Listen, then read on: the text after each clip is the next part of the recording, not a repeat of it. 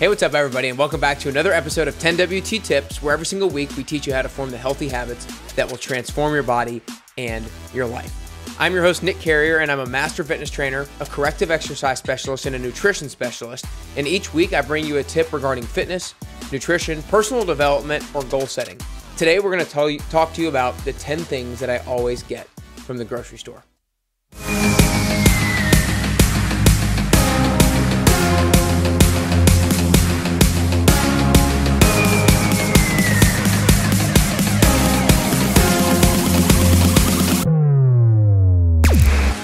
Hey, what's up everybody, and welcome back to another episode of 10WT Tips. I'm really excited about this one because I get asked all the time about what food do I get from the grocery store, and anytime I post it on social media of food that I get from the grocery store, everybody's like, show me your entire cart, like what exactly did you get, why did you get it? And so I wanted to create a quick, easy checklist that all of you guys could write down and put in your notes, and that you could pick and choose from. It's not like you have to get all 10, but pick the items that you enjoy and that align with the reasons why you should get them. So I'll give a brief little reason as to why I get these food items along with what it is that I get. So again, make sure you're ready to take these notes. Before I dive into it, the reasons why I'm doing this is because so many people don't make great decisions at their grocery store. And it's pretty easy to make poor decisions at the grocery store, because if you go hungry and you don't have a plan, then the likelihood that you pick up something that is not going to align with your health and fitness goals is a pretty high likelihood.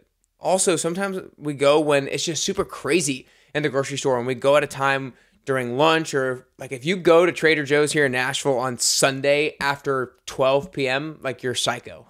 Like I would always try to go to Trader Joe's right when it's opening, as if my schedule allows. Oftentimes there's circumstances where I cannot go right when it's opening, but I try to go in a time when it's not as crazy busy, because when it's crazy busy, then I get overwhelmed, and then I might make a bad decision, and then I forget something, and then I get frustrated. And there's also people that just don't know what to get, and then oftentimes people just get the same thing over and over again. And it's important to have some level of routine, but it's also important to have some level of variety. And then the last thing is, oftentimes people don't know how to make the right decisions that are cost effective. Oftentimes they check out at the grocery store and they have all these healthy foods and they think, oh my gosh, this was so expensive. But oftentimes they could actually make more cost-effective, still healthy decisions. And so all of these 10 items are so that we can overcome all those problems, so that we know exactly what our plan is.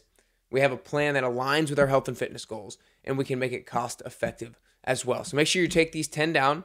And these are 10 that, for the most part, I get them every single week. Every single week's going to vary depending on if I'm in town the entire week or if I'm traveling some that week.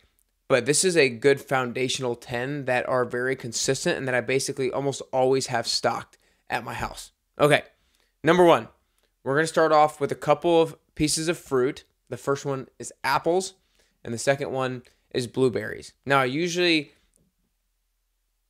have some flexibility with other fruit that I get depending on the season of the year, but I always get apples because I basically have an apple every single day. That's a habit that I've had since I've been very young. I, one, love apples, and two, it's such a great source of prebiotics, probiotics, and fiber, and they just taste so darn good. And so if you're looking for something that is going to provide you with some more fiber, provide you with a good carbohydrate, and a good source of prebiotic and probiotics, then apples are going to be a great source for you.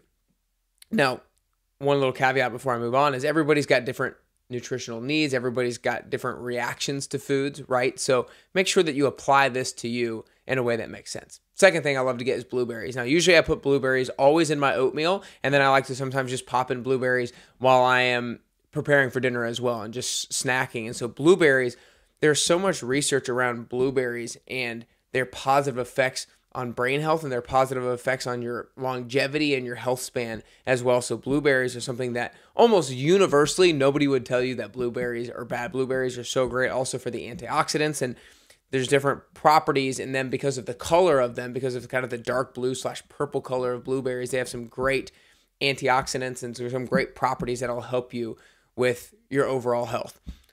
Now we're going to transition into a few sources of protein. One, I love getting ground turkey, grass-fed beef, pasture-raised eggs, and edamame. Now, I ran through those really quickly. One, ground turkey, very low in fat. Now, I don't necessarily I'm not trying to completely avoid fat in my diet, but from a protein perspective, ground turkey is a very clean, high quality source of protein, and it's very low in fat, and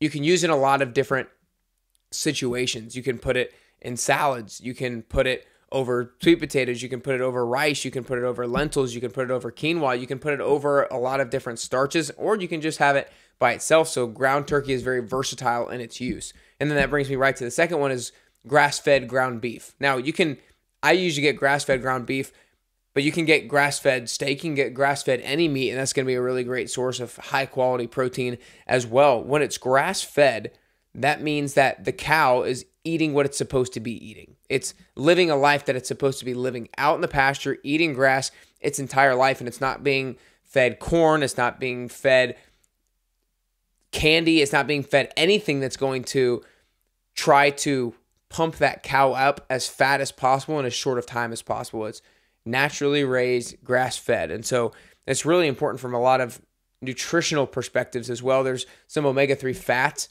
in that. There are a lot of just different really important things that we need to be focused on as to why we get grass-fed. So ground turkey, grass-fed ground beef, and again, ground beef is very versatile with how you want to use it. The next one, pasture-raised eggs.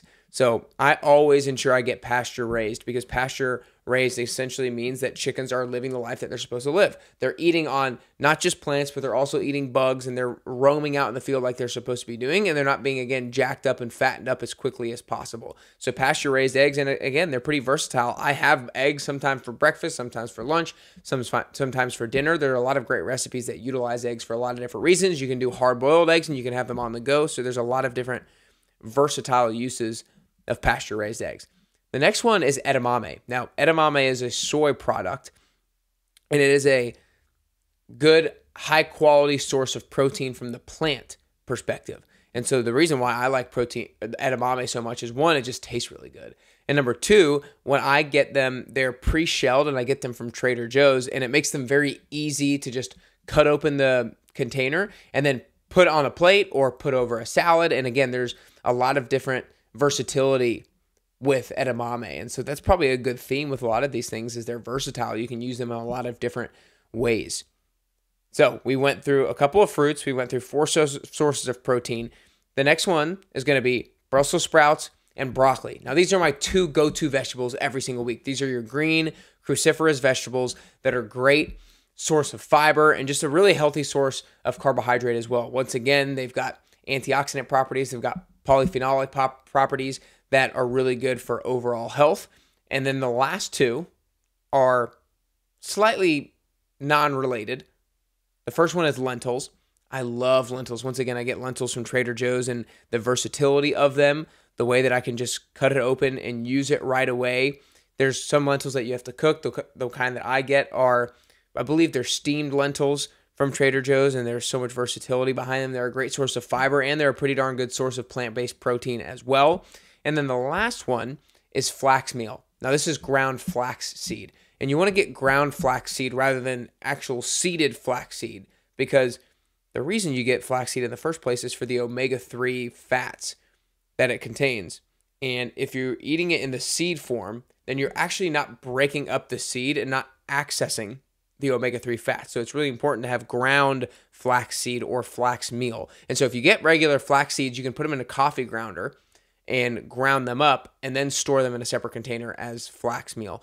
Now, it recommends on the package that you do refrigerate it, and so I do. I'm not sure how important that is or is not, but just keep that top of mind. So let's run through the list again. The first couple are fruits, apples, and blueberries. The next 4 are protein sources: ground turkey, grass-fed beef, pasture-raised eggs, and edamame. Next 2 are vegetables: Brussels sprouts and broccoli, and then there's lentils and flax meal. Now, to me, I didn't even think about it necessarily until I read these out, but one of the great things about these is all of these can be used in so many different ways. They can be used in a lot of different recipes. They can be used for breakfast, lunch, and dinner. They can be used as snacks. And so I think the versatility behind these foods is one of the things that drives me to get them on a regular basis, along with obviously the great health benefits that all of them provides. And so I would recommend to you, what are your staples?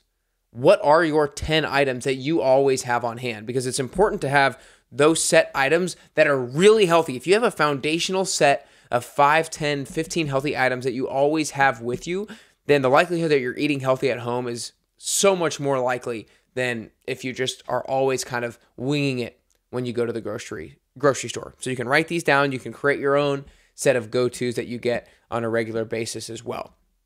Also, I want to let you guys know about what I just created so that you guys can get free access to the virtual 10-week transformation. This is a 1-week free trial. You can go to nickcarrier.com/free trial to give it a go today. There's 3 different parts of it. Number 1, I'm going to teach you the 5 steps to goal success. Number 2, you're going to have access to 3 video workouts from the actual virtual 10-week transformation. You're going to get access to the 3 workouts from week 1. So you'll have them in your back pocket and you can do these whenever. And then third and finally, I'm going to teach you the 4 questions to ask yourself when you're preparing out your week so that you're setting yourself up for success. Go to nickcarrier.com/free trial to get these free workouts today. Again, nickcarrier.com/free trial to get these workouts today. You can do them any day, anytime, anywhere, as long as you have a set of dumbbells. I hope you guys enjoyed today. I hope you got something out of it. I hope you learned something from it. I hope you maybe jotted down some notes on what I have and then maybe what you should get as well. And ultimately, I hope that this list helps you get closer to your health and fitness goals and closer to your best you.